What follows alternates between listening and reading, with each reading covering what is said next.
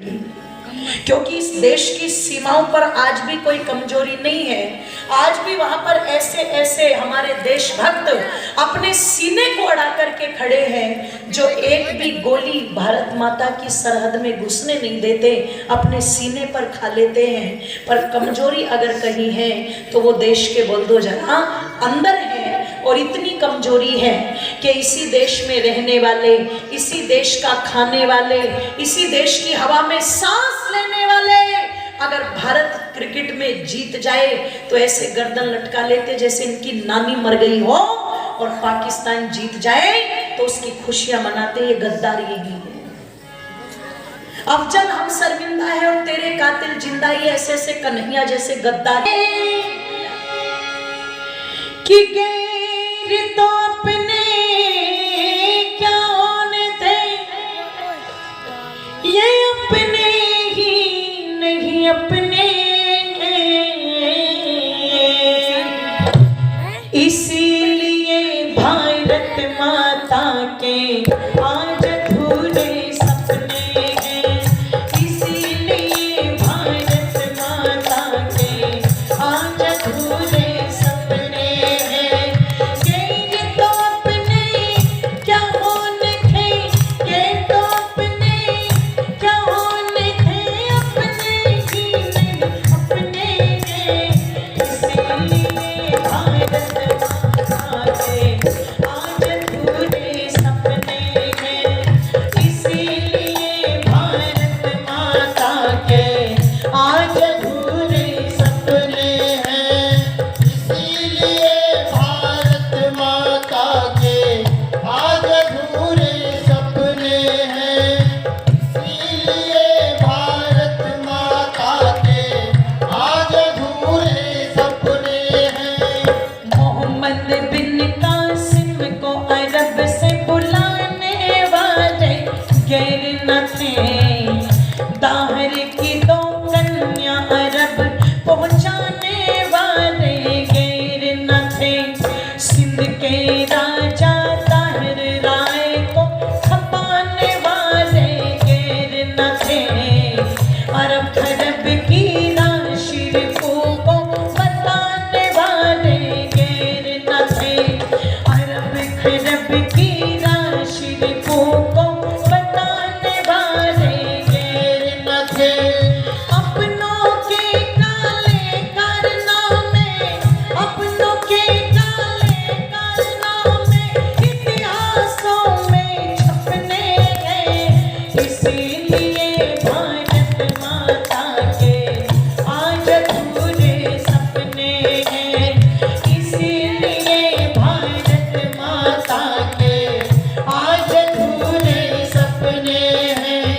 गैर तो अपने क्या होने थे, गैर तो अपने क्या होने थे, अपने ही नहीं अपने हैं, इसीलिए भारत माता के आज अधूरे सपने हैं, इसीलिए भारत माता के आज अधूरे सपने हैं, इसीलिए भारत माता के आज अधूरे सपने हैं।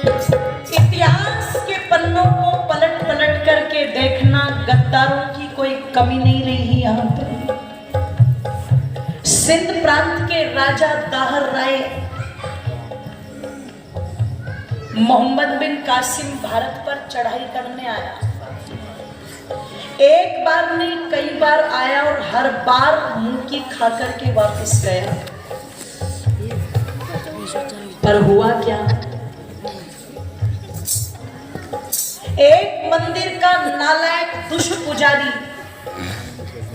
मोहम्मद बिन कासिम को जाते हुए देखता और देख करके कहता हुआ, क्या हुआ कासिम, नहीं मिली जीत? कासिम कहता, नहीं, मैं सेना से भारत के राजा को जीत ही नहीं सकता, वापस जा रहा हूं। पुजारी ने कहा, जीत तो मैं करा दूंगा। बोले, मैं इतनी बड़ी सेना लेकर के नहीं जीत पाया, तुम अकेले क्या कर दोगे? बोले देखो अगर बल से तुम इन्हें जीतना चाहोगे तो ये नहीं जीते जा सकते, ये दिलो जान से लड़ते हैं। पर हाँ, पाखंड से हम इनकी बुद्धि पर इतने हावी हो जाएंगे कि जहां चाहे वहां इनको मात दे सकते हैं। तुम तो योजना सुनो, योजना बना दी और योजना के तहत मोहम्मद बिन कासिम को का फला फला दिन चढ़ाई कर देना, तब तक मैं अपना काम कर देता हूं। अब इसने किया क्या, एक मंदिर था सूर्य देव का, जिस पर राजा दाहर की और उसके सेनापति की बहुत आस्था थी, प्रतिदिन दर्शन करते थे आकर के मंदिर में। इस दुष्ट पुजारी ने क्या किया, मंदिर का झंडा झुका दिया। अब हमारे यहाँ बीमारी क्या है, मंदिर का झंडा झुक जाए तो अपशगुन हो जाए। अगर कोई बाहर से आते समय छींक दे, बोल दो जरा, और बिल्ली रास्ता काट जाए, मैं तो कहा करती हूँ एक काम करो, ये सारी जितनी भी ट्रैफिक लाइट्स है ना, ये सब फोड़ दो। सिग्नल तो लोग वैसे भी तोड़ रहे हैं, और हर चौराहे पर एक एक बिल्ली बैठा दो, और जिस तरफ का भी रास्ता रोकना उसी तरफ से बिल्ली को भगा दो, अपने आप हो जाएंगे सारे में,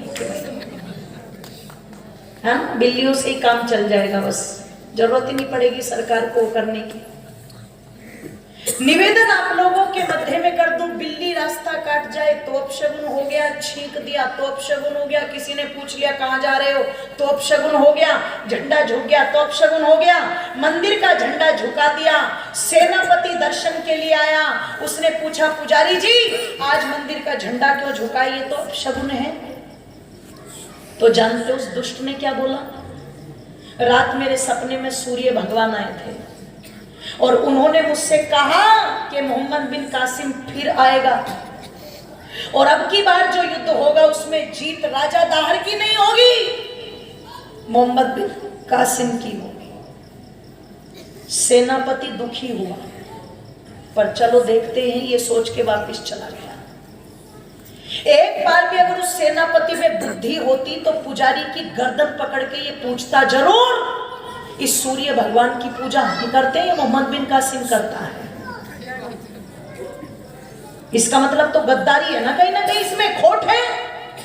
पर मूर्खों की कोई कमी नहीं थी।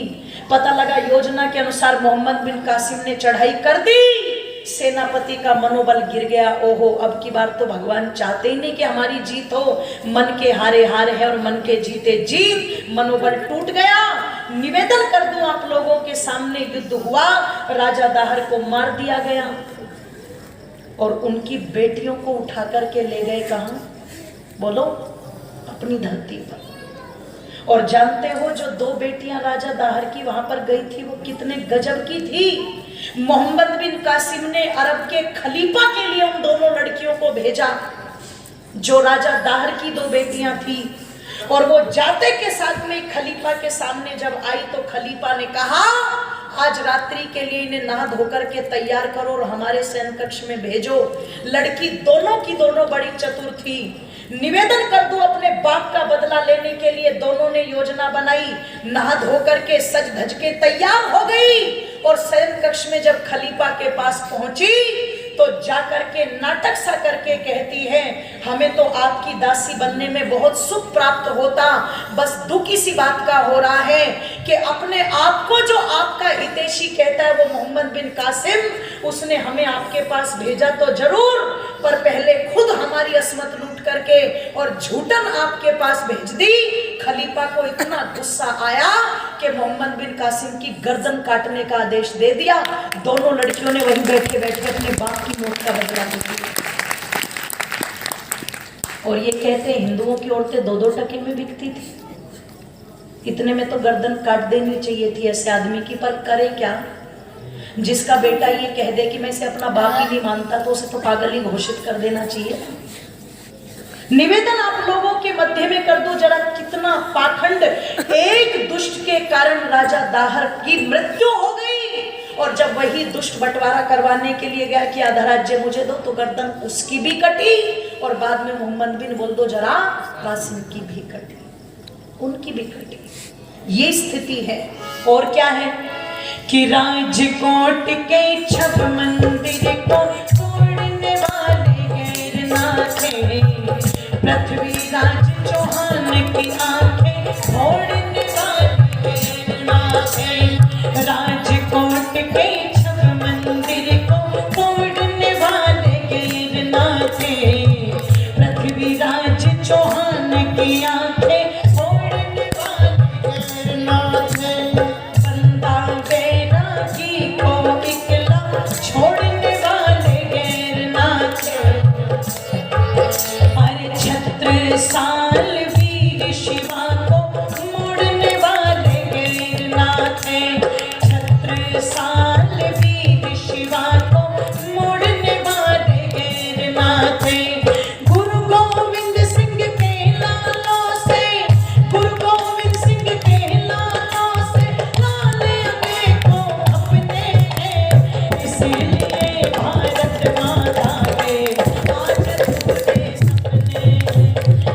इसीलिए भारत माता के आज अधूरे सपने हैं। ये तो अपने क्या होने थे, ये तो अपने क्या होने थे, जो अपने ही नहीं अपने हैं। इसीलिए भारत माता के आज अधूरे सपने हैं। इसीलिए भारत माता के आज अधूरे सपने हैं। इसीलिए भारत माता के आज अधूरे सपने हैं। इसीलिए भारत माता के आज अधूरे सपने हैं।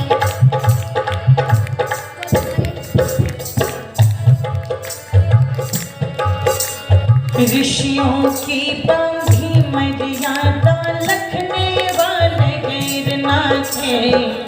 वैदिक संस्कृति के विरुद्ध अज बकने वाले गिरनाथ है। ऋषियों की बांधी मर्यादा रखने वाले गिरनाथ है। वैदिक संस्कृति के विरुद्ध अज बकने वाले गिरनाथ है। 700 साल यवनों की हुकूमत रखने वाले गिरनाथ है। अंग्रेजों की सारी बुराइयां